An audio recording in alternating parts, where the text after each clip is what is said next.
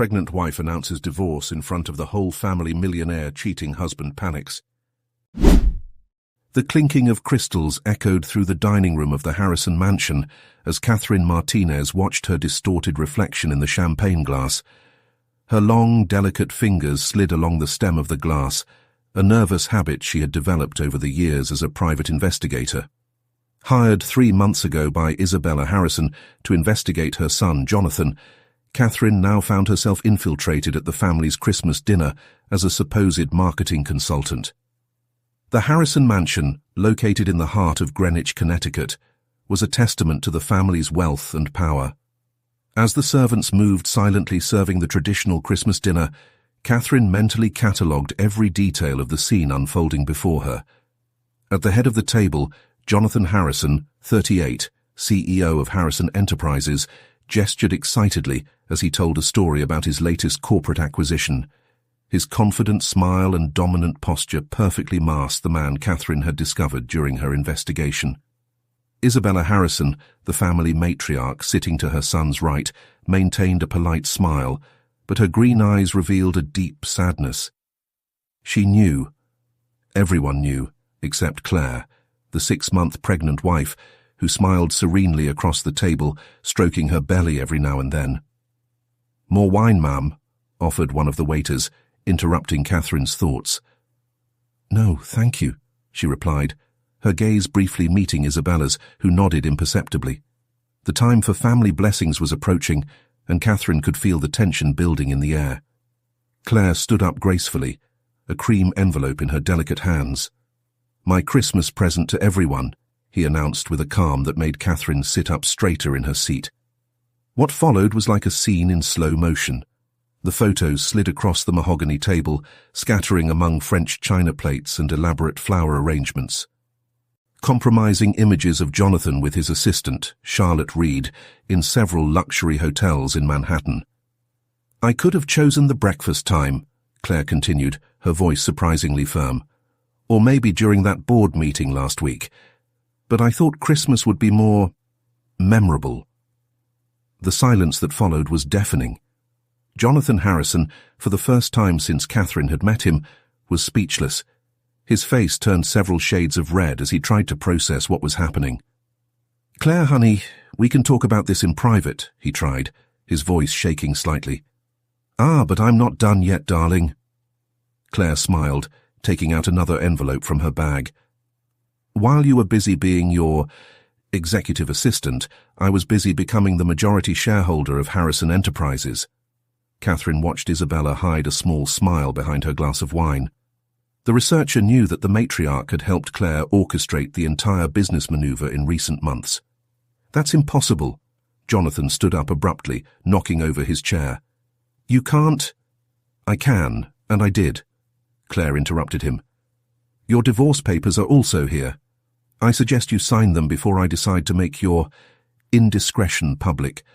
I imagine our shareholders would be very interested in knowing how you have been managing your time and the company's resources." The dining room turned into a silent battlefield. Family members exchanged astonished glances, while servants pretended to be invisible. Catherine maintained her role as an observer, impressed by Claire's transformation. The woman he had met 3 months ago, apparently fragile and insecure, now commanded the room with the authority of a queen. "And don't worry about the baby," Claire added, patting her belly.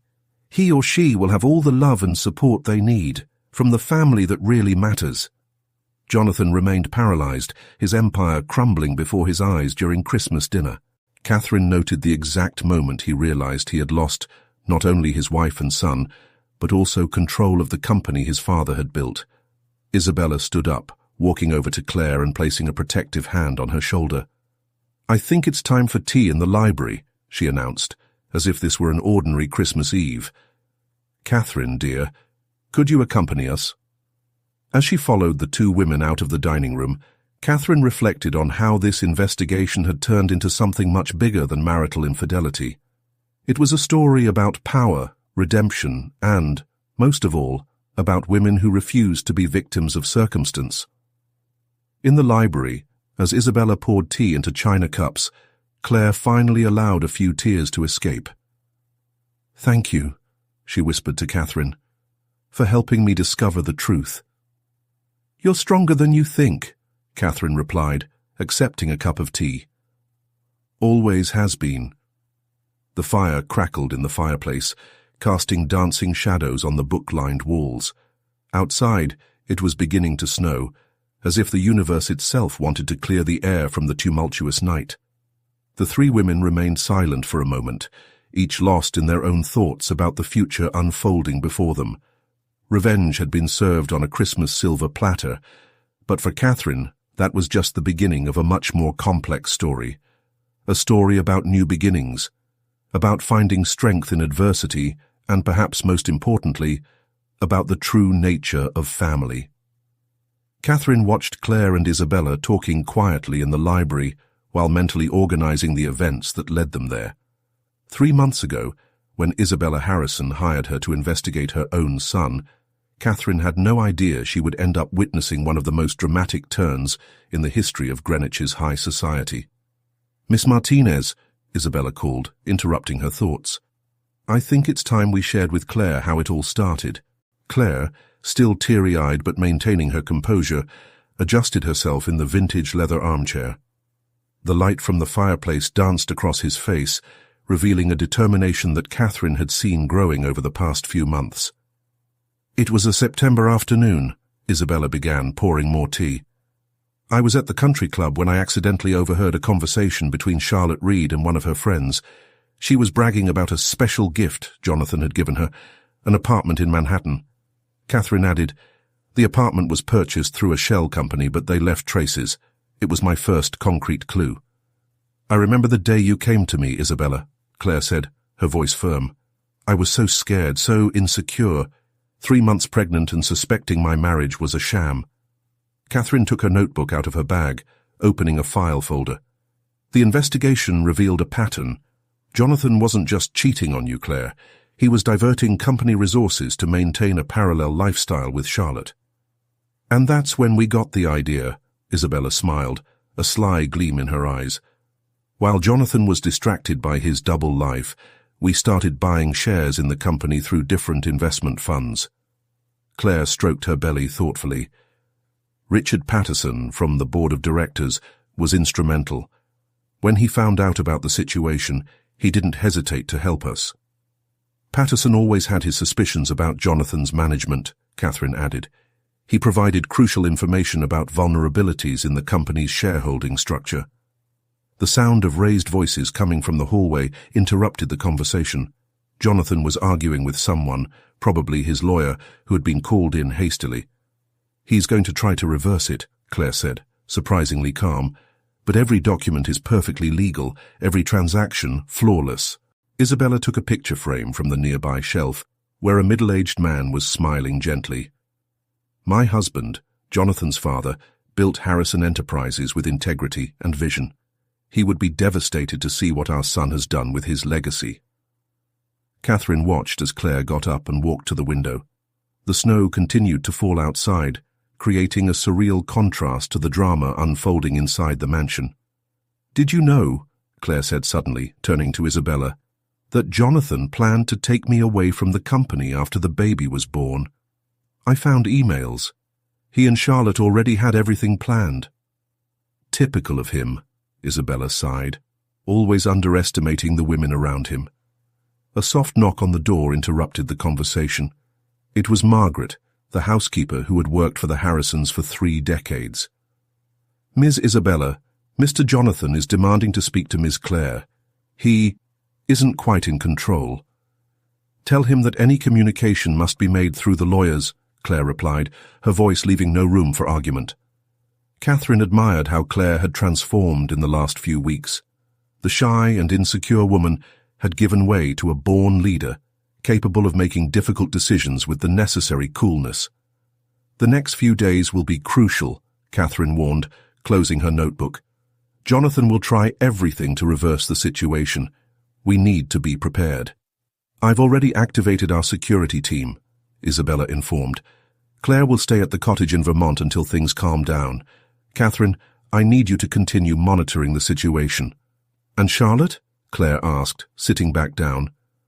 You must already be informed that your position at the company has been terminated, Isabella replied with a discreet smile.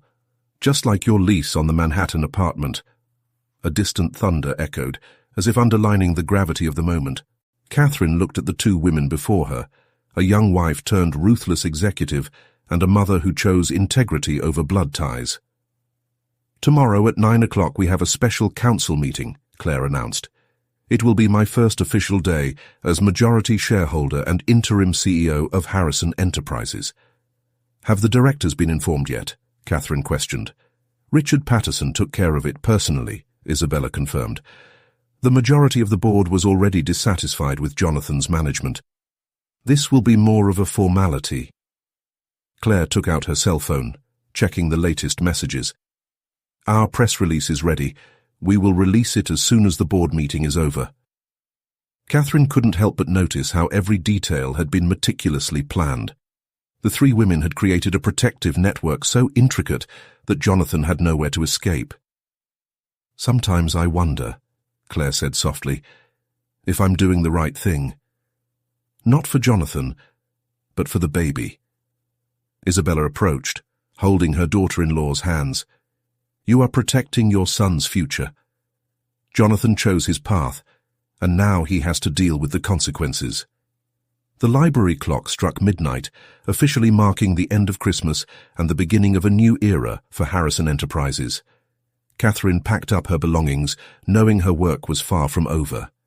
Revenge might have been sweet, but maintaining control would require even more cunning and determination. Merry Christmas, ladies, Catherine said, standing up. I think it's safe to say this was a gift Jonathan will never forget. The morning after the fateful Christmas dinner, the snow covering Greenwich created a false sense of peace. Catherine arrived at Harrison Enterprises early, observing the employees who, oblivious to the previous night's events, were beginning another day of work. The glass and steel building that stood in the city's financial center looked different now, as if the building itself knew that a new era was about to begin. The lawyers have arrived, Marcus Chen, head of corporate security, reported, finding Catherine in the lobby. They are in the 20th floor conference room with Ms. Claire and Ms. Isabella. Catherine nodded, adjusting the folder in her hands. Overnight, his team had compiled more evidence about Jonathan's questionable activities, including suspicious transfers to offshore accounts. And Jonathan tried to enter the building at 6:30, was politely escorted out, Marcus replied, a slight smile on his lips. Your access was revoked last night as instructed. In the elevator, Catherine reflected on how Claire had meticulously prepared for this moment. The transformation from betrayed young wife to determined executive hadn't just been about revenge. It was about justice and preserving the Harrison legacy. The conference room was packed when Catherine entered. Claire, wearing an elegant navy blue ensemble that highlighted her pregnancy, was standing by the window, talking in hushed tones to Richard Patterson. Isabella, sitting at the head table, was reviewing documents with Jennifer Walsh, the company's top corporate lawyer. Catherine, I'm glad you're here, Claire greeted her, her voice conveying a calmness that few could maintain in that situation.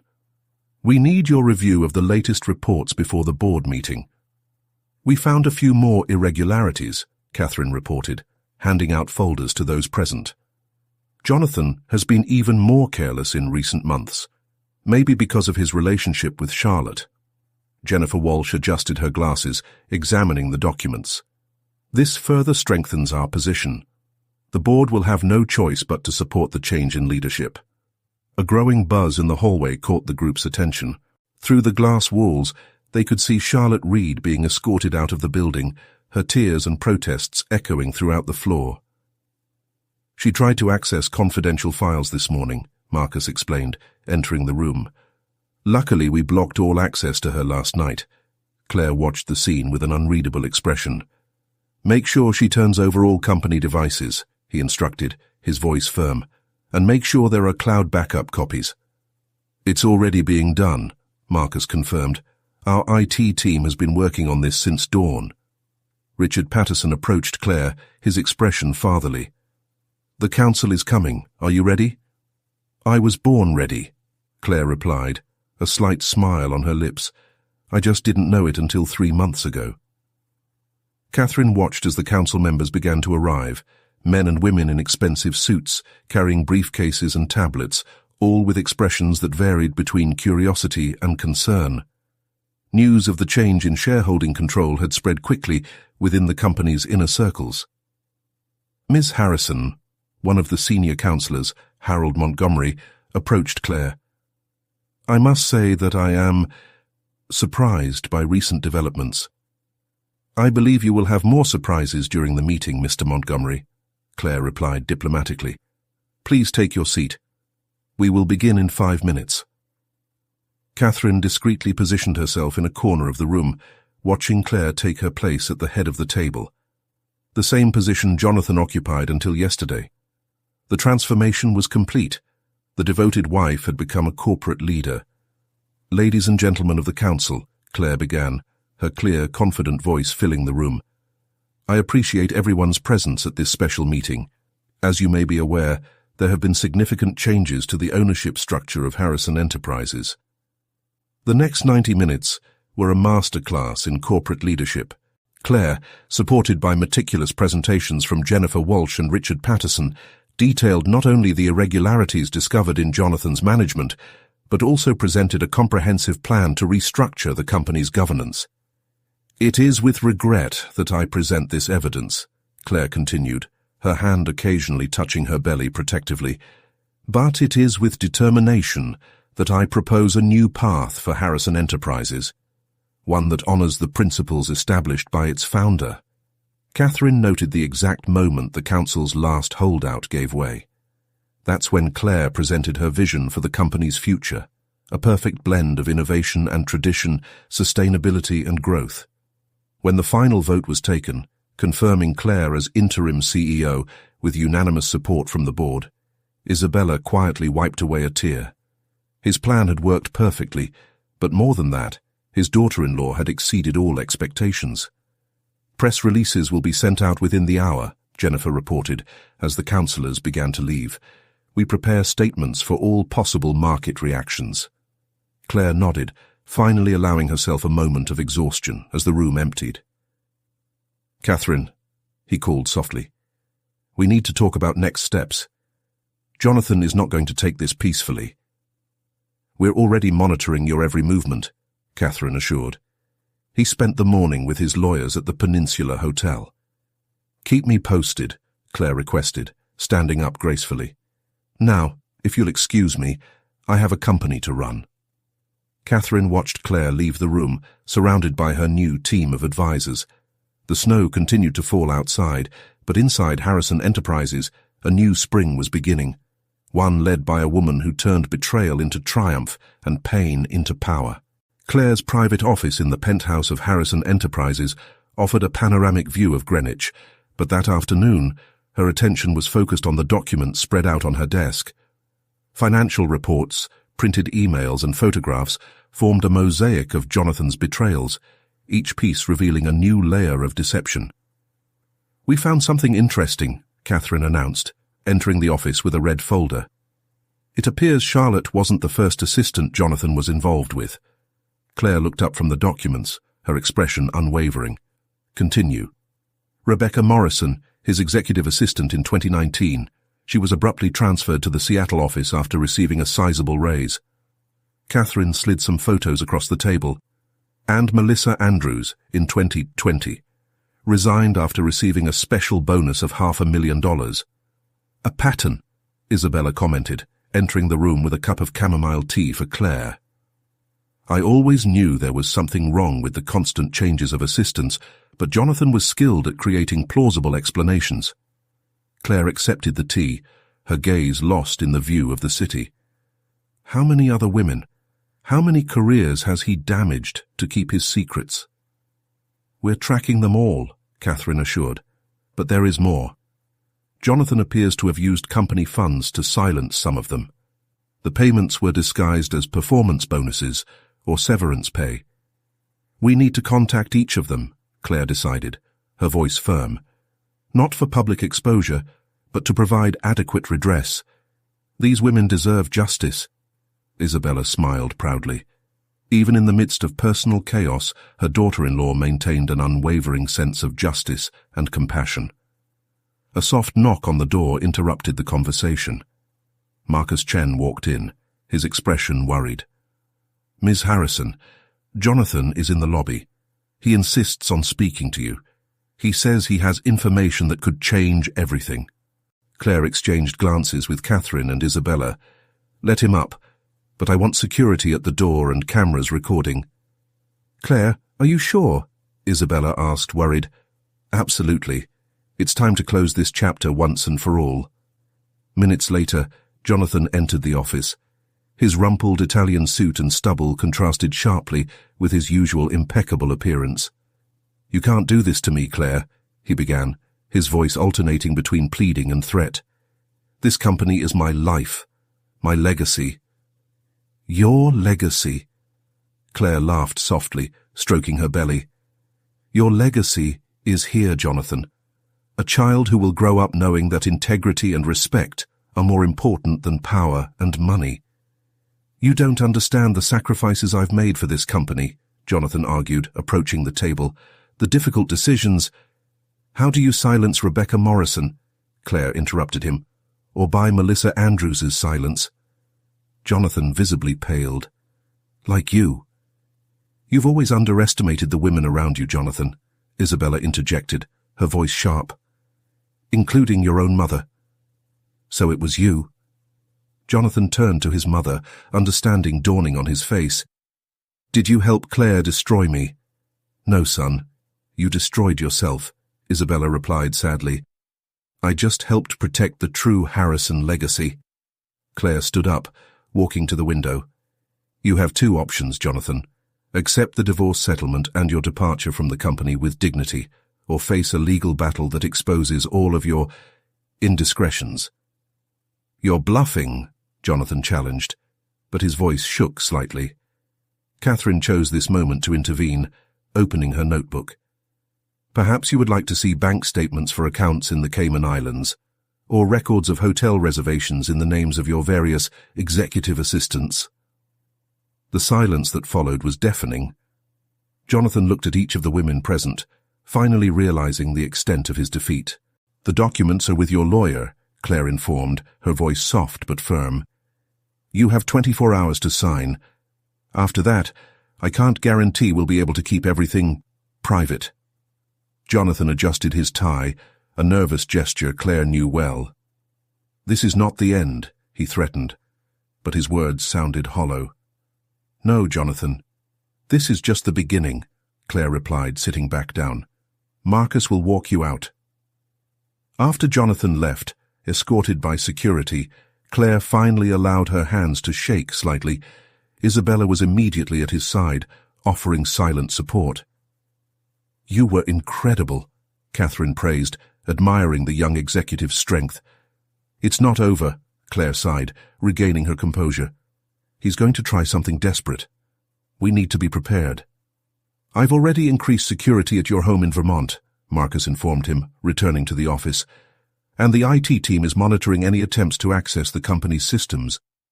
Claire nodded, turning her attention to the documents on her desk. "Catherine, I need you to keep investigating. I have a feeling there are more secrets to be uncovered." "What do you suspect?" Isabella asked, intrigued.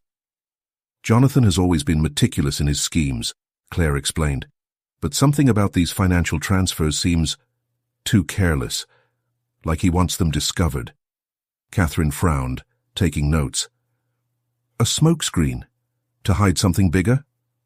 "Exactly," Claire confirmed, "and I intend to find out exactly what he's hiding."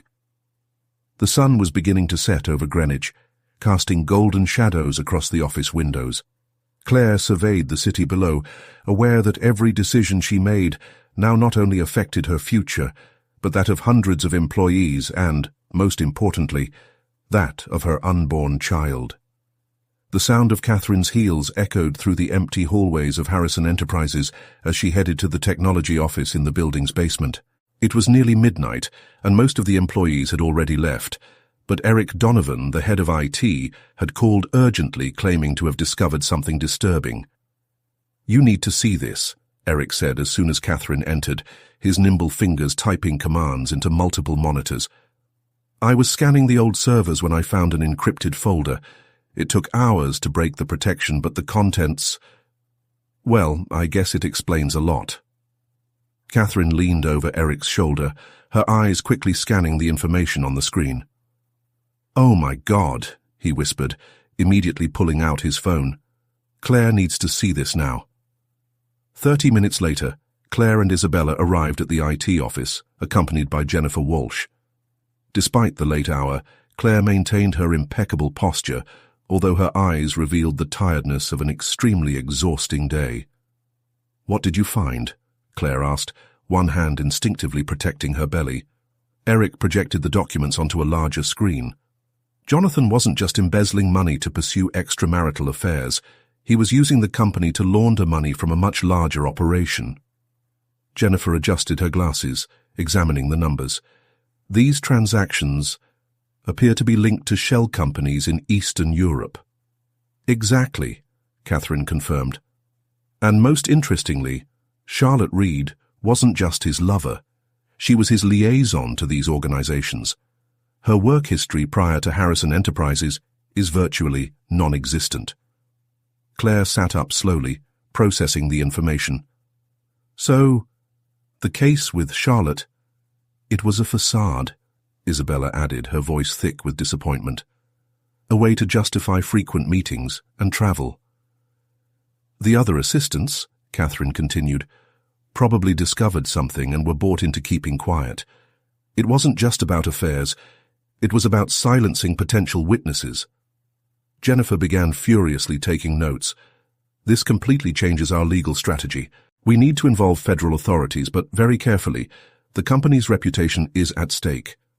No, Claire said firmly, surprising everyone. First, we need to understand the extent of this. I want to know exactly who is involved within the company before we alert any authorities. Catherine admired Claire's prudence. I agree.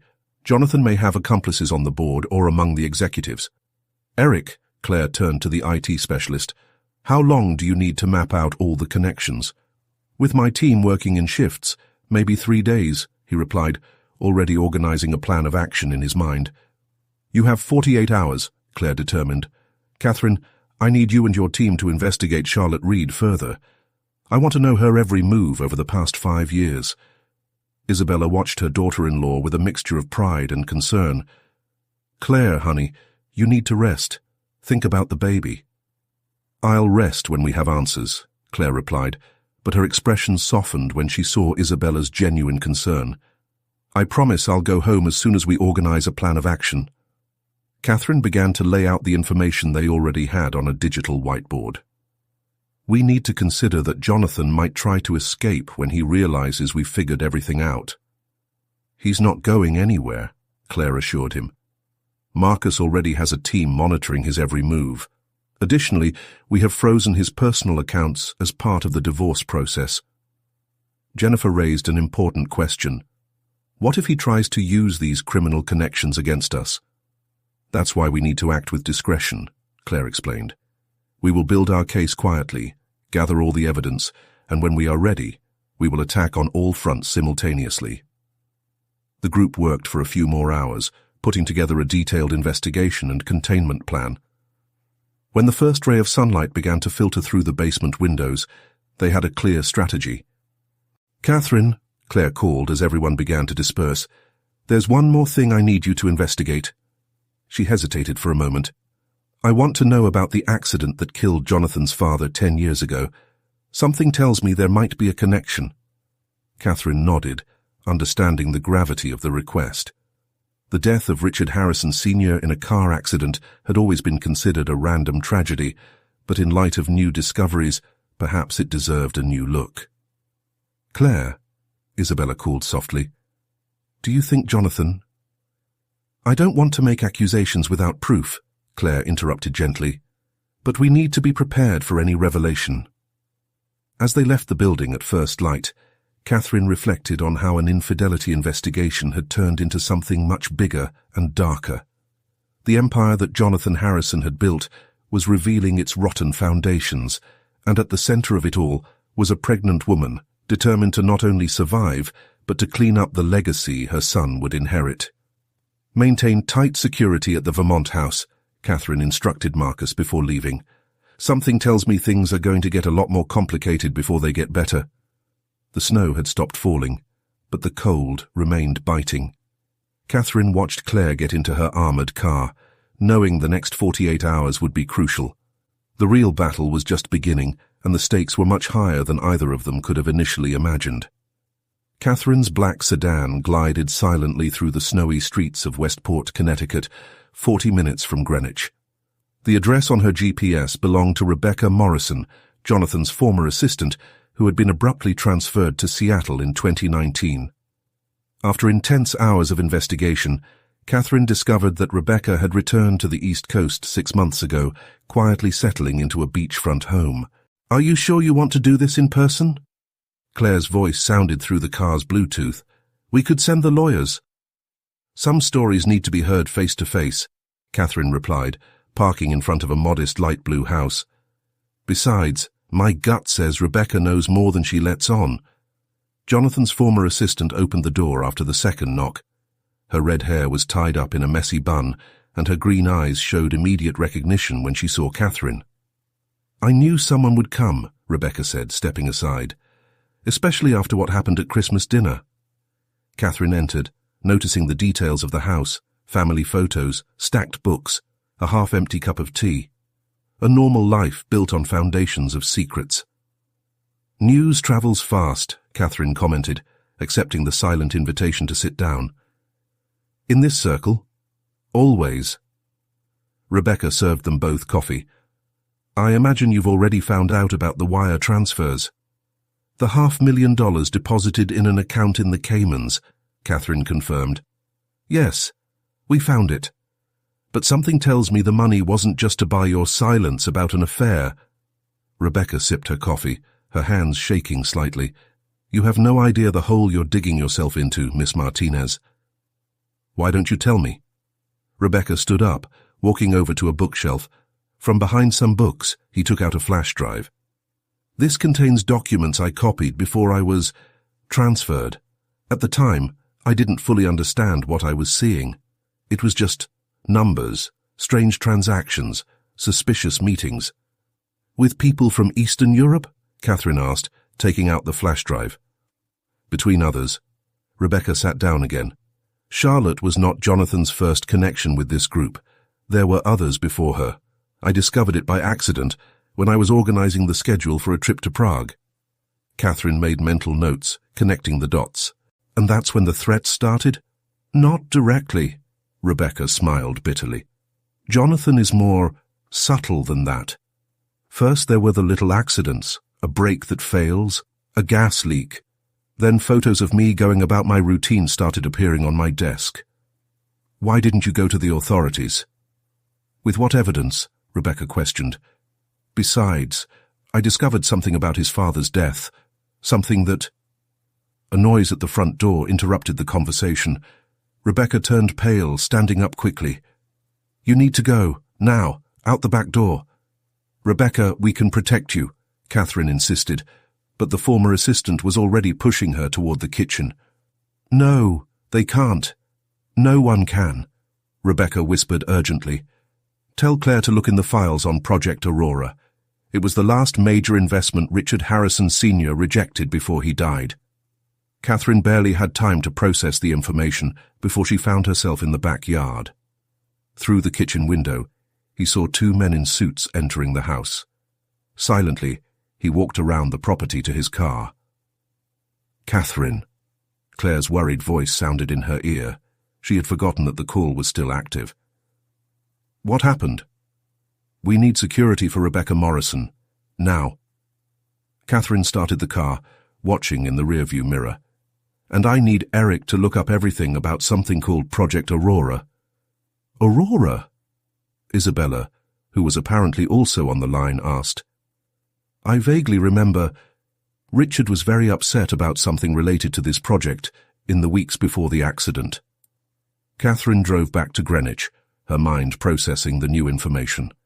The flash drive in his pocket felt like it weighed a ton. 2 hours later, in the Harrison Enterprises security office, Eric was analyzing the files on the flash drive while Catherine, Claire, and Isabella waited tensely. "Most of the files are corrupted," Eric reported, frustrated. "But I managed to recover some fragments.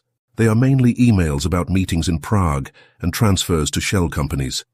"What about Project Aurora?" Claire asked, a protective hand on her stomach. "Nothing specific yet, but—" Eric trailed off, his fingers freezing on the keyboard. "Wait, there's something here. An email from Richard Harrison Sr. to a certain Victor Petrov, dated 3 days before the accident." Isabella approached the screen, her eyes widening as she read the contents. My God, Richard found out. He knew what they were planning. "And Jonathan took over the company shortly after," Catherine added, "continuing exactly what your father had refused to do." Claire closed her eyes for a moment, absorbing the weight of the implications. When he reopened them, there was an iron determination in his eyes. "Eric, I want every record from that time, every email, every meeting, every transaction." "Claire," Isabella began, worried, "if Jonathan finds out we know—" "He must already suspect," Catherine interrupted. "Those men at Rebecca's house weren't there by coincidence." "Then we need to act quickly," Claire decided. "Catherine, continue investigating the other former assistants. Jennifer needs to prepare documents for witness protection. And Marcus, I've already increased security at all points," the head of security assured, entering the room. "But there's one more thing. Jonathan just bought a ticket to Prague, flight in 48 hours. Claire smiled, a smile that didn't reach her eyes. "Good. Let him think he still has a way out. In the meantime, let's dig up every secret he tried to hide." Catherine watched the determination on Claire's face, remembering the insecure young woman she had met months ago. Revenge for infidelity had turned into something much bigger, a battle for truth and justice that could shake the foundations of corporate America. The dim light of late afternoon filtered through the windows of Claire's office as Jennifer Walsh hurried in, carrying a dusty old folder. "We found it," he announced, placing the material on the table. "I was in a cold file in the basement of the old office in Hartford."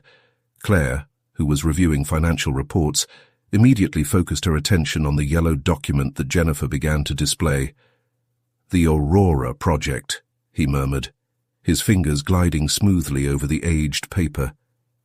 "Richard Harrison Sr. kept meticulous records," Jennifer explained, organizing the documents. "The project involved a partnership with Eastern European companies to develop military technology. But it wasn't just that." Catherine, who was analyzing data on her laptop in the corner of the room, approached. "What else?"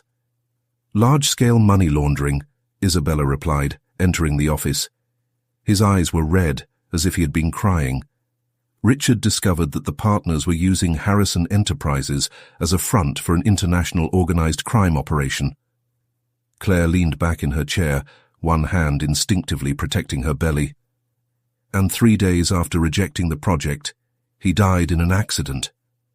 "How convenient," Catherine commented dryly, photographing the documents with her cell phone. "And Jonathan took over the company, continuing what his father had refused." "But why?" Claire questioned, her voice shaking slightly. "Harrison Enterprises was already a solid, profitable company. Why get involved with something like this?" Isabella approached the window, observing the city below. "Power," he replied simply. "Jonathan always wanted more than just legitimate corporate success. He wanted influence, dangerous connections, the kind of power that comes from the shadows." A soft knock on the door interrupted the conversation. Marcus entered, his expression grave. "Rebecca Morrison is missing," he announced. The security team arrived at her house 15 minutes after Catherine left, but it was too late. Claire closed her eyes for a moment, taking a deep breath. "Any signs of a struggle?" "No," Marcus replied, "but we found this." He placed an envelope on Claire's desk. Inside was a single photo. Rebecca, clearly taken without her knowledge, playing with a small child in a park. "A threat," Catherine concluded. "She has a family to protect." "We need to find her," Claire decided, standing up with determination. Before she meets the same fate as my husband, Isabella added, her voice full of bitterness. Jennifer started organizing the documents again. With this evidence, we can call federal authorities. We have enough evidence. Not yet, Claire interrupted. If we do this now, Jonathan will run away, and people like Rebecca could become easy targets. We need to be smarter. Catherine agreed. His flight to Prague is in 36 hours. He's probably trying to clean up loose ends before he leaves. Then let's use this to our advantage, Claire decided, a plan beginning to form in her mind. Marcus, I want it discreetly leaked to Jonathan that we found out about Project Aurora. Why? Isabella asked, intrigued. Because he's going to try to destroy any remaining evidence, Claire explained. And when he does, we will track every movement, every contact, every file he tries to delete. A trap, Catherine smiled, admiring the strategy. Making him reveal his own secrets. Exactly, Claire confirmed. Jennifer, prepare protective documents for any former assistants we can locate. Catherine, continue investigating international connections. We need to know exactly who we are dealing with. And Rebecca? Marcus questioned. Claire picked up the photo on her desk, studying it for a moment. She must have an escape plan. Someone who has known so much for so long has certainly prepared for the worst. Catherine, use your contacts. Find her, but keep your distance. Just make sure she is safe. The next few hours were a whirlwind of activity. While Eric and his team monitored Jonathan's every digital move, Catherine coordinated a network of private investigators to track down Rebecca and other potential witnesses. It was past midnight when Claire finally allowed Isabella to convince her to go home and rest. The baby needs you to sleep, the mother-in-law insisted gently. In the elevator going down to the parking lot, Claire reflected on how drastically her life had changed in just a few months. From betrayed wife to CEO, from victim to strategist, she had transformed into someone she barely recognized, stronger, more determined, more dangerous. I can't help but think, Claire confessed to Catherine, who had insisted on walking her home, that if Richard Harrison Sr. had been alive, none of this would have happened. Maybe, Catherine replied, watching the night city through the car window. Or maybe you were just the person this company needed to finally face its demons. Claire stroked her belly, feeling the baby move. You know what's ironic? Jonathan always wanted an heir to his empire. Little did he know that his son or daughter would be responsible for its downfall. Upon arriving at the Harrison mansion, now protected by a reinforced security team, Catherine noticed a subtle change in Claire's expression. What it was? I just realized something, Claire replied, a determined gleam in her eyes. Jonathan isn't just running away to Prague. He's going to meet someone who's been involved from the beginning. Victor Petrov, Catherine concluded, remembering the name from the old email. We need to find out who he is, Claire said, her voice firm, because I have a feeling he's the key to all of this. As Claire entered the house, Catherine remained in her car for a moment, watching the lights come on inside the mansion. The investigator knew that the next 36 hours would be crucial. The cat and mouse game with Jonathan was coming to an end, but the real danger was just beginning. Catherine's phone buzzed at 3 a.m. with an encrypted message from one of her contacts in Prague. The coordinates led to a discreet cafe in the Mala Strana neighborhood, where Victor Petrov allegedly held weekly meetings. The attached photo showed a grey-haired man, looking 60 years old, talking to someone whose silhouette Catherine instantly recognized as Charlotte Reed. We need eyes on Prague, Catherine informed Claire during an emergency video conference. Charlotte arrived before Jonathan. They're getting ready for something. Claire, even at that early hour, maintained her impeccable composure. The computer screen showed his office in the Vermont home where he had temporarily moved for safety. How long until we get someone there? I have a team ready to leave in 2 hours, Catherine replied, organizing documents on her desk. But there's more. We found records of bank transfers from Petrov to an account in Charlotte's name dating back to 2018. Before she started working at Harrison Enterprises, Claire concluded, her expression hardening. She was never just an assistant. She was Petrov's agent from the beginning, Isabella, who was participating in the call from another terminal, chimed in. That explains why Jonathan chose her specifically. She was his direct link to Petrov. A soft notification sound interrupted the conversation. Eric, logged in from his company workstation, shared a screen showing multiple encrypted emails. We were able to intercept communication between Charlotte and a server in Prague. They are planning a massive asset transfer within the next 24 hours. Before Jonathan's flight, Catherine observed, they want to clean everything up before he arrives. Claire remained silent for a moment, one hand resting on her prominent belly. Eric, can you track where this money's going? I'm trying, but they're using a very sophisticated redirection system. Each transfer splits into dozens of smaller ones, all going through different jurisdictions. Keep trying, Claire ordered. Catherine, I need your team in Prague to focus on Charlotte. She's our weakest link right now. After everything we've discovered, she must be feeling the pressure. What about Rebecca? Isabella asked, concern evident in her voice. Catherine shared a new screenshot. My contacts located her at a hotel in Vancouver. She is safe, using a false name. Apparently, she had a contingency plan prepared years ago. Keep your distance, but keep monitoring, Claire instructed. We can't risk Petrov finding her. Jennifer Walsh joined the video conference, carrying a digital folder of documents. I have something interesting about Petrov. In the 90s, he was involved in several technology companies in the Czech Republic, all with military contracts. Most closed abruptly in 2001, but the money never really disappeared. And now he uses legitimate companies like Harrison Enterprises to clean up that capital, Claire added. How much of our current profit comes from these operations?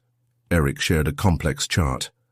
Based on the data I was able to extract, approximately 30% of the company's growth over the last 5 years can be linked to these suspicious transactions.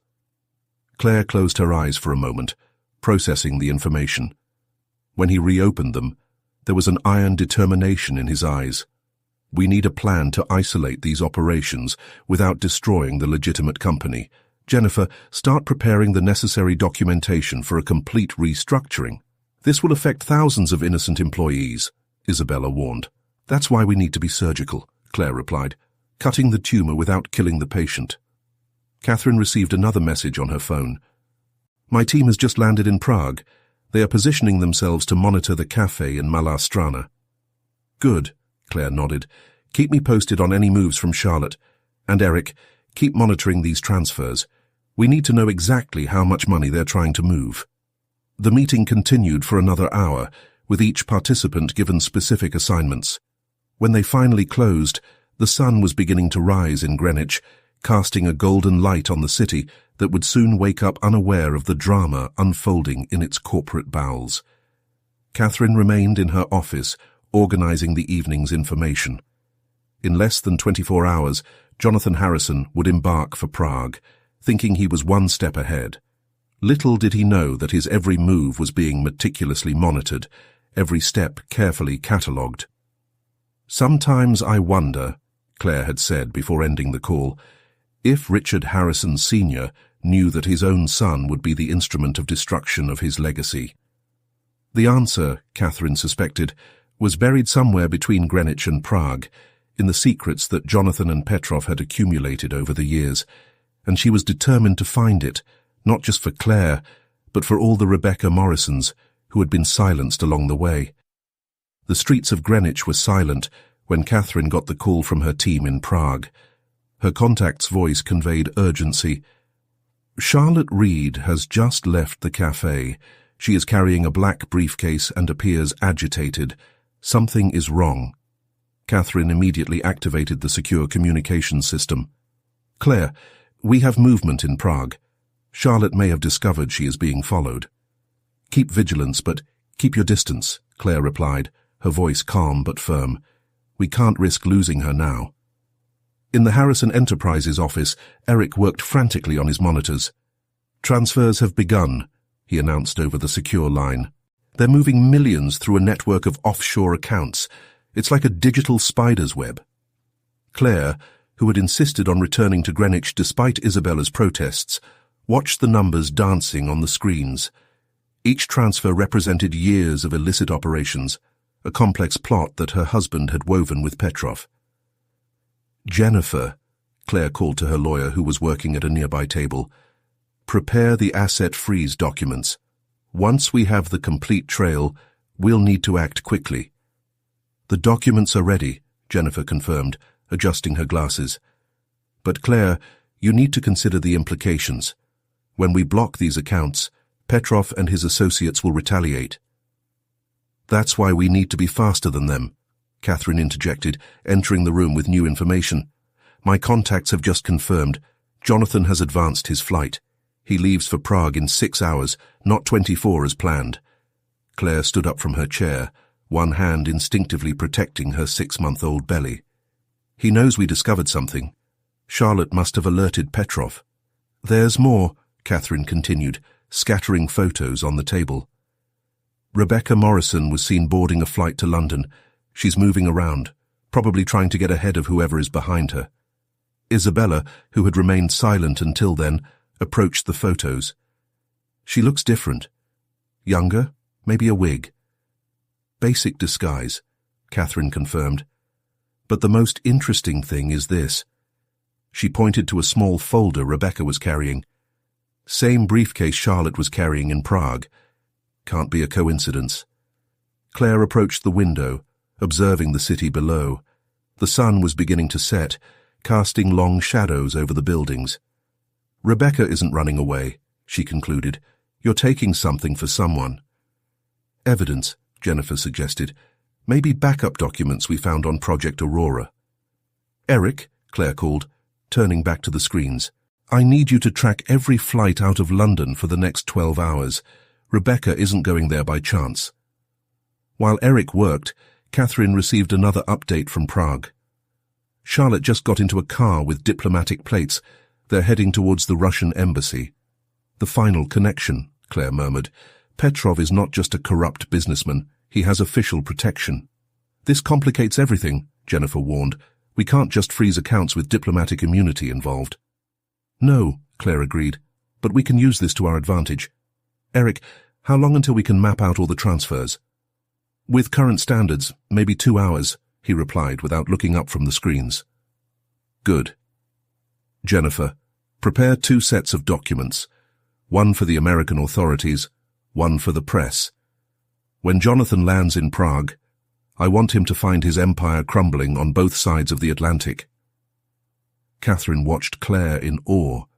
The woman who had begun this journey as a betrayed wife had transformed into a formidable strategist. "Are you sure about this?" Isabella asked softly. "Once we make this public, there is no going back." Claire stroked her belly, feeling the baby move. "This son will not be born under the shadow of his father's lies. Harrison Enterprises will return to what your husband built, Isabella, a company based on integrity, not criminal schemes." The next few hours were a whirlwind of activity. While Eric tracked financial transfers, Catherine coordinated her teams in Prague, London, and Vancouver. Jennifer finalized the legal documents, and Isabella mobilized allies on the board of directors. "Claire," Catherine called, as the first rays of the sun began to appear. "Jonathan just checked in at the airport. In a few hours he'll be in Prague." Claire nodded, her expression serene but determined. "Then it's time to show him exactly who he married." Night had fallen over Prague when Jonathan Harrison's private plane landed at Václav Havel Airport. Across the Atlantic, at the Harrison Enterprises office, Claire watched through airport security cameras as her husband disembarked, appearing with a confidence she knew was false. "He just went through immigration," informed Catherine, who was coordinating the operation via a secure communication system. "Our team confirms that Charlotte is waiting for him in the private terminal." Claire adjusted her posture in the chair, feeling the baby move restlessly. The last 24 hours had been a race against time, with Eric and his team tracking every penny of the suspicious transfers, while Jennifer finalized the legal paperwork that would expose the entire operation. "We've got movement in London," Marcus announced, entering the office with new information. "Rebecca Morrison has made contact with a Financial Times journalist. Apparently she's not just carrying evidence, she's ready to tell her story." Perfect timing, Claire commented, a faint smile forming on her lips. Jonathan thinks he's one step ahead, but actually, he's walking straight into a trap, Isabella added, pouring tea for everyone in the room. The Harrison matriarch had become a stabilizing force throughout the operation, her experience and intuition proving invaluable. Eric looked up from his monitors. Transfers have stopped, he announced. We were able to trace approximately 85% of the money, the rest— You are protected by diplomatic immunity, Jennifer concluded, adjusting her glasses. But we have more than enough to prove the money laundering scheme. Catherine received another update from her team in Prague. Jonathan and Charlotte have just gotten into an official Russian embassy car. They are heading to the address we identified as Petrov's. Claire stood up, walking to the office window. Snow was beginning to fall again in Greenwich, creating a surreal contrast to the drama unfolding thousands of miles away. It's time, she announced, turning to the team. Jennifer, send the documents to the authorities.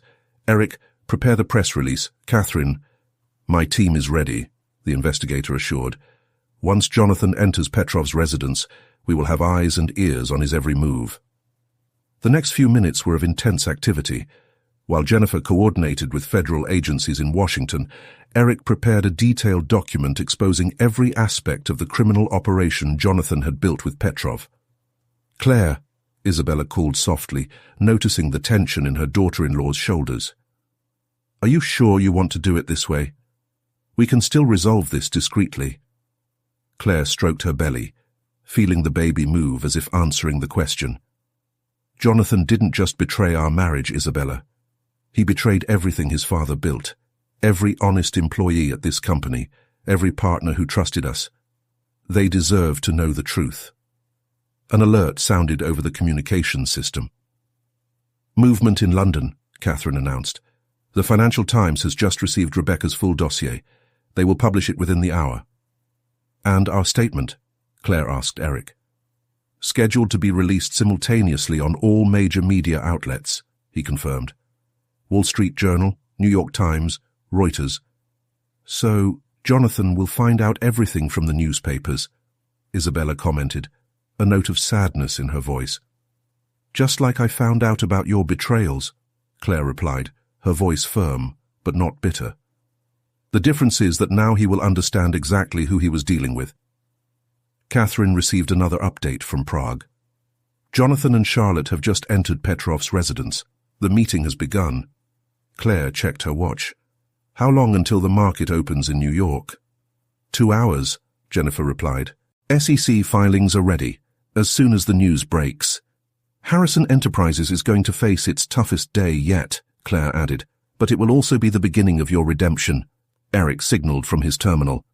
Claire, you need to see this. Rebecca Morrison is live on the BBC. She's telling you everything.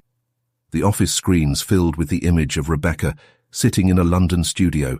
Her voice was steady as she detailed years of corruption, threats, and covert deaths, including Richard Harrison Sr.'s accident. This will destroy him, Isabella whispered, watching the broadcast. No, Isabella, Claire corrected gently. He destroyed himself. We're just making sure the truth comes out. A new alert sounded, this time from the team in Prague.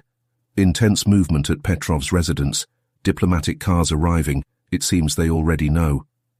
Claire smiled, a smile that didn't reach her eyes. Of course they do. And now Jonathan is going to discover that not all the dirty money in the world can buy his way out of this situation. The next few hours promised to be a whirlwind of events that would forever change not only Harrison Enterprises, but also the fate of everyone involved. And at the center of it all was Claire, the woman who turned a personal vendetta into a mission of justice much bigger than herself.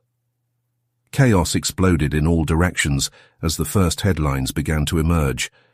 The Financial Times led the way with an explosive report detailing the Harrison Enterprises money laundering scheme, quickly followed by other media outlets around the world. At the company's headquarters in Greenwich, Claire watched monitors as shares plummeted in pre-market trading. 40% down so far, Eric reported, his fingers dancing over multiple keyboards. Trading algorithms are going crazy with the volume of sell orders. Catherine hurried into the office, her phone pressed to her ear. Update from Prague. Jonathan is trying to leave Petrov's residence, but there are reporters everywhere.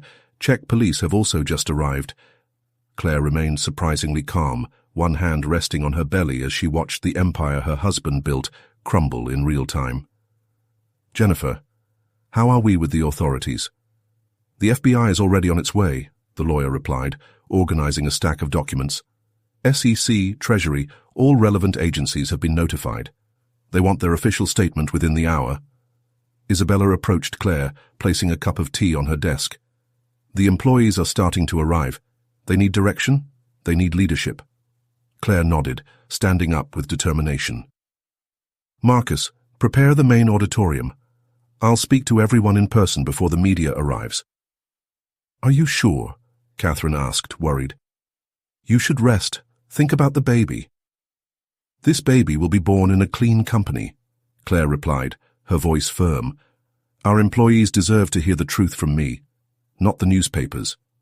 As Claire prepared to face hundreds of frightened employees, the news continued to cascade in. Rebecca Morrison had gone viral, her BBC interview being played on every news channel. The revelations surrounding Richard Harrison Sr.'s death were particularly devastating. Charlotte Reed is cooperating, Catherine reported, receiving further updates from Prague. Apparently, Petrov abandoned her as soon as the news broke. She's willing to testify in exchange for protection. Claire adjusted her blazer, checking her appearance one last time in the window's reflection. And Jonathan? Locked in a room with representatives from the Russian embassy, Catherine replied, but without diplomatic immunity, his options are limited. The auditorium was packed when Claire entered, accompanied by Isabella and Jennifer. The buzz of nervous chatter immediately ceased. Hundreds of faces turned to her, some confused, some scared, all searching for answers. Good morning, Claire began, her clear, firm voice echoing through the room. You've probably seen the news, and you deserve to know the full truth. For 40 minutes, Claire detailed everything, the money laundering schemes, the criminal connections, the corruption that had infiltrated the company. But he also talked about the future, about how he planned to clear Harrison Enterprises' name and protect the jobs of innocent employees. I'm not going to lie to you, she continued.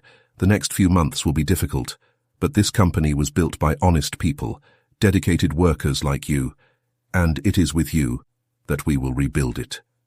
Claire's words seemed to touch something deep in the audience. The initial fear began to give way to collective determination. When she finished her speech, the auditorium erupted into spontaneous applause. Back in his office, the news continued to arrive quickly. The FBI had begun simultaneous searches of several properties linked to Jonathan. The SEC had frozen dozens of suspicious accounts, and in Prague, the situation was deteriorating rapidly. Jonathan is making accusations, Catherine reported, reading the latest updates. He says you set this all up, that you're trying to steal his company. Claire smiled sadly. Let him speak. The evidence speaks for itself. Claire, Eric called urgently from his terminal, you need to see this. We just intercepted a transfer in progress. Someone is trying to move a massive amount of money to a bank in the Cayman Islands. Petrov? Isabella asked, approaching the monitors. No, Eric replied, his eyes wide. The order came from Jonathan's personal account, an account that was not in our records. Claire leaned over the terminal, studying the numbers. As? $200 million, Eric replied. Enough money to start a new life, Claire added. He was preparing for this. He knew one day he might be discovered. Jennifer was already on the phone with authorities, reporting the attempted transfer. Catherine coordinated with her team in Prague, trying to anticipate Jonathan's next moves. What do we do now? Isabella asked, watching her daughter-in-law with concern. Claire straightened up, a protective hand on her stomach. Now we show Jonathan that no matter how much money he has hidden, there is no place in the world where he can hide from the truth. The Greenwich sky was dark when the first FBI cars arrived at the Harrison mansion. Claire watched through the window of her temporary office as agents in dark suits coordinated the search and seizure operation. In less than 24 hours, the empire Jonathan built had turned into a federal crime scene. Agents found a hidden safe in his office, Catherine reported, entering the room with a thick folder. Documents, fake passports, and most importantly, a diary detailing meetings with Petrov since 2015. Claire nodded, her mind processing the implications. So he'd been planning this for longer than we realized, even before we got married. There's more, Catherine continued, scattering photos on the table. We found records of payments to private investigators. Jonathan had dossiers on every board member, every key executive. It was his insurance. Isabella entered the room, carrying a cup of tea for Claire. The news from Prague is not good. Jonathan managed to leave Petrov's residence, but no one knows his current whereabouts. He's going to try to get the money back in the Caymans, Claire replied, patting her belly. It's your last resort. Eric appeared in the doorway, his laptop under his arm. The Cayman Islands authorities have just frozen the account. Jonathan tried to access it remotely 10 minutes ago from an IP in Vienna. Vienna? Catherine frowned. He's moving fast. And running out of options, Claire added, getting up to stretch her legs. The baby was particularly fussy that morning, as if he sensed the tension in the air. Jennifer Walsh hurried in, carrying more documents.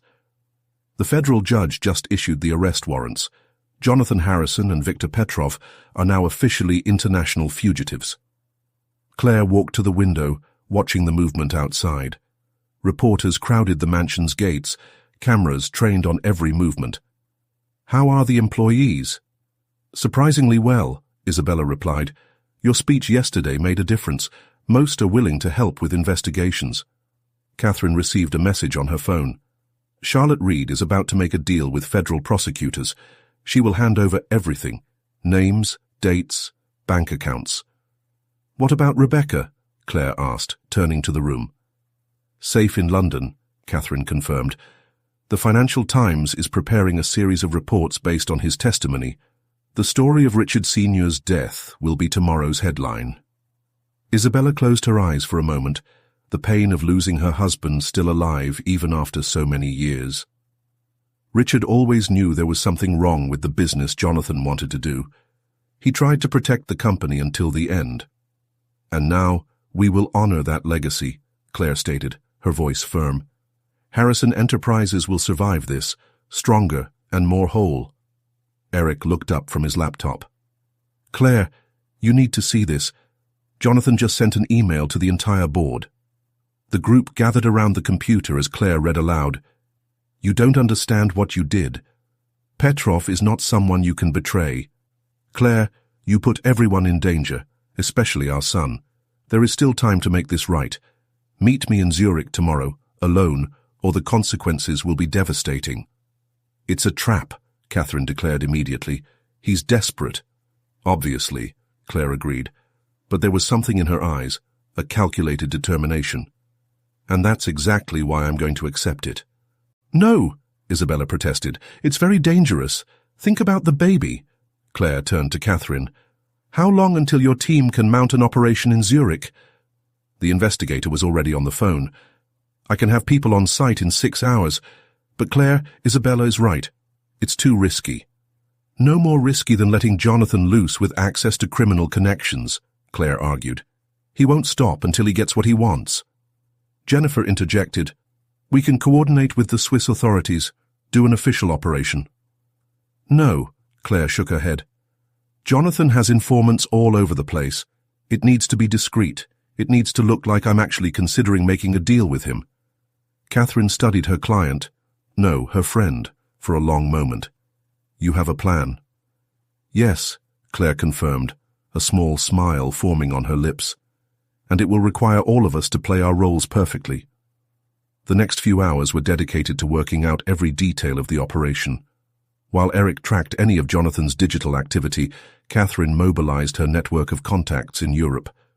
Jennifer was preparing documents that would seem convincing enough to attract Jonathan and Isabella. Isabella watched her daughter-in-law with a mixture of fear and admiration. You're stronger than any of us knew, the Harrison matriarch said softly, when they were finally alone for a moment. Claire touched her belly, feeling the baby move. "I learned from the best," he replied, smiling at his mother-in-law. "Now, let's show Jonathan that underestimating the women of the Harrison family was his biggest mistake." The private terminal at Zurich Airport was quiet when Claire disembarked, snow falling softly outside. Catherine watched through the security cameras as her client walked elegantly through the lobby, a protective hand on her 6-month-old belly, as if she were completely alone. But Claire was far from unprotected. "Alpha team in position," Marcus's voice sounded over the discreet communicator in Catherine's ear. "Perimeter established. No sign of Jonathan yet." The plan was meticulously calculated. Claire had chosen the meeting place, the historic Café Odeon in the heart of the city, an elegant establishment frequented by Zurich's financial elite with multiple exits and perfect angles for surveillance. Charlotte Reed was seen boarding a flight from Prague to Zurich 2 hours ago, Eric reported over the secure line. "She still doesn't know we have access to her movements." Catherine adjusted her position in the café opposite the Odeon. "Claire, Jonathan will probably use her as a go-between. Don't be surprised if she shows up first." "Understood," Claire replied softly, her voice barely above a whisper as she entered the historic café. "Jennifer, are the documents ready?" "Yes," the lawyer confirmed from her perch in a nearby hotel. "They seem perfectly legitimate. Jonathan won't notice the hidden clauses until it's too late."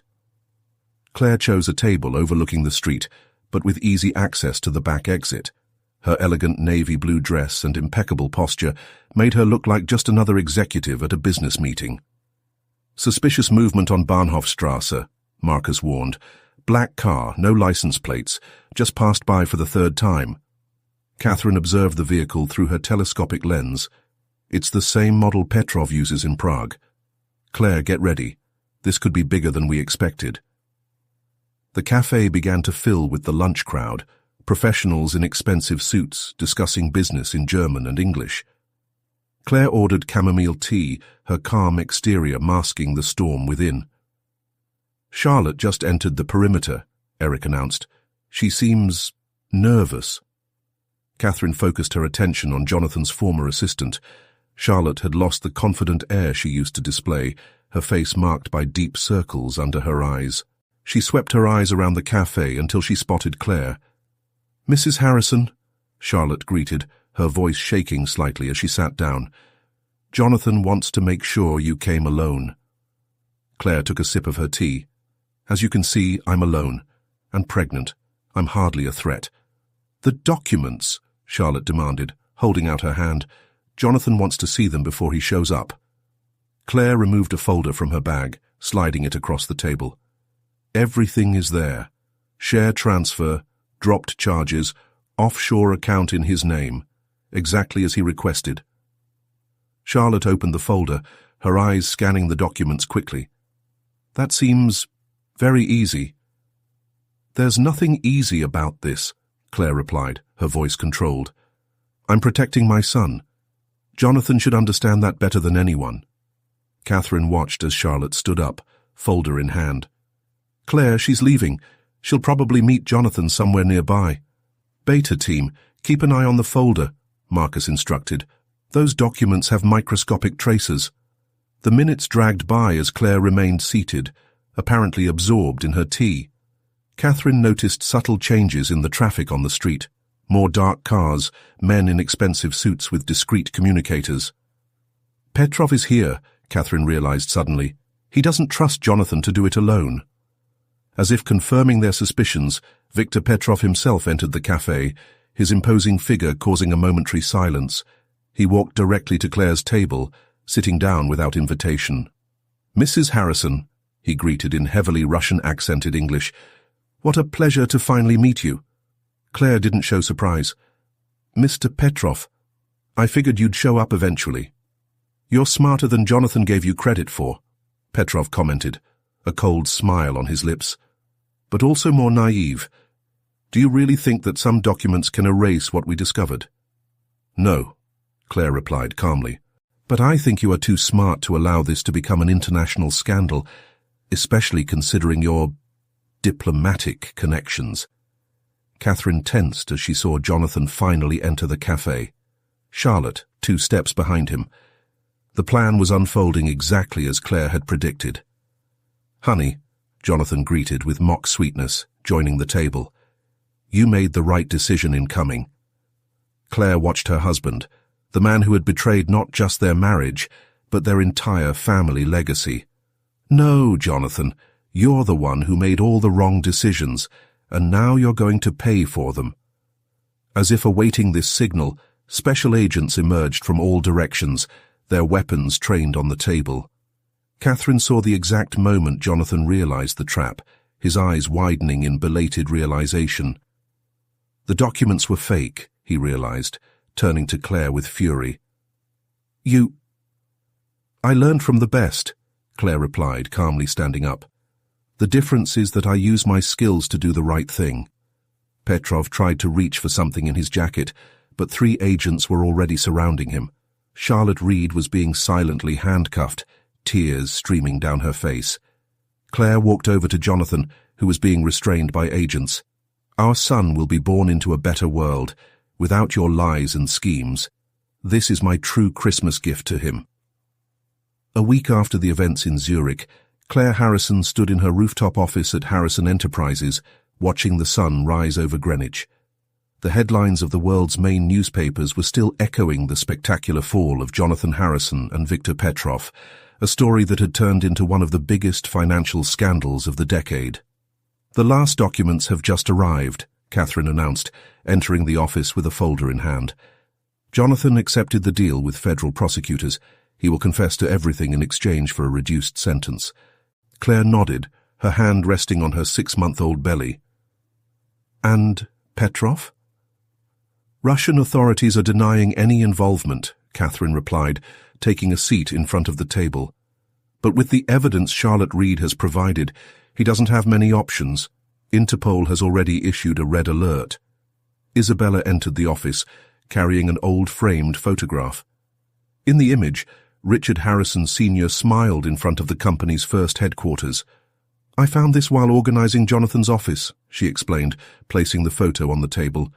"Richard would be proud of you, Claire. You saved his legacy." "We saved it," Claire corrected softly. "Every person in this room played a critical role." Jennifer Walsh appeared in the doorway, her tablet in hand. "The board is ready for the meeting. All major shareholders are present." Claire stood up, adjusting her navy blazer. In recent weeks, her pregnancy had become more apparent, but rather than hiding it, she displayed it as a symbol of renewal, both personal and corporate.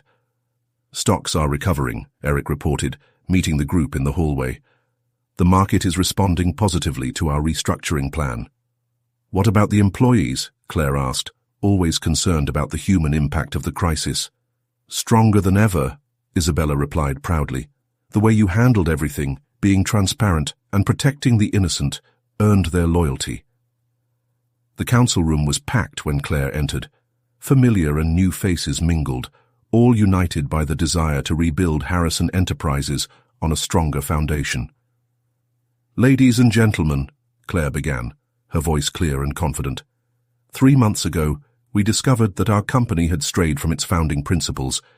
Today, we're here to make sure that never happens again.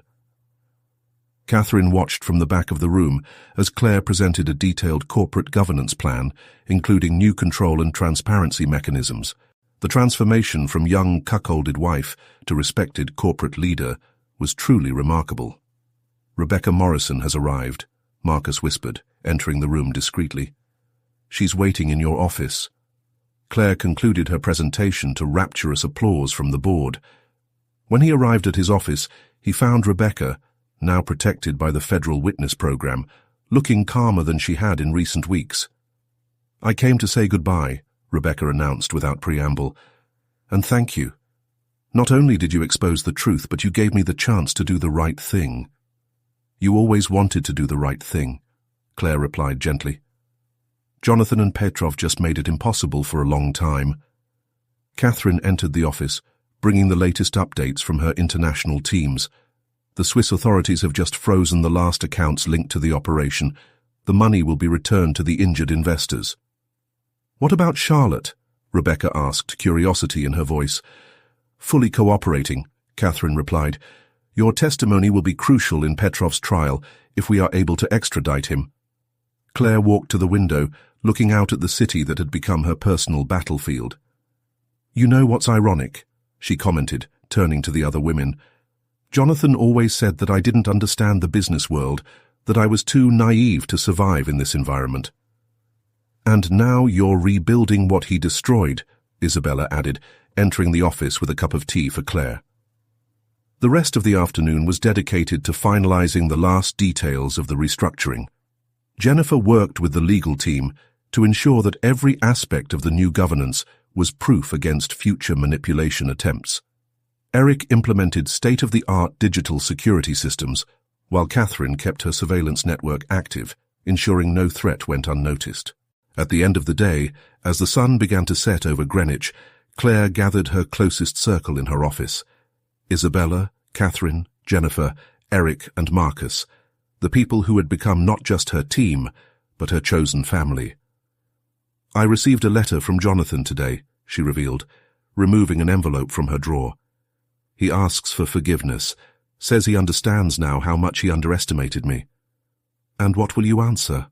Isabella asked softly. Claire stroked her belly, feeling the baby move. Nothing. Some betrayals go beyond forgiveness, but not beyond redemption. Harrison Enterprises will be my gift to this baby, a company built on integrity, not lies. Catherine watched her client, no, her friend, with admiration. The revenge that began at Christmas dinner had transformed into something much greater, a mission of justice, truth, and renewal. A toast, Isabella proposed, raising her teacup, to the new era of Harrison Enterprises. And to the woman who made this possible, Catherine added, smiling at Claire. Claire looked at the assembled group, feeling a rush of gratitude. In 4 months, his life had completely changed. From betrayed wife to respected CEO, from victim to winner. But more important than his professional achievements was the legacy he was building, a future where his son could grow up proud of the Harrison name. For the family, Claire corrected softly, including everyone in the room in her gaze, because in the end, that's what got us here. Not the blood, but the bonds we chose to form, the battles we chose to fight together. Outside, Greenwich continued its routine, oblivious to the drama that had unfolded within its glass and steel skyscrapers. But inside that office, a new chapter was beginning, not just for Harrison Enterprises, but for every person who had chosen to stand by Claire's side on her journey from revenge to redemption.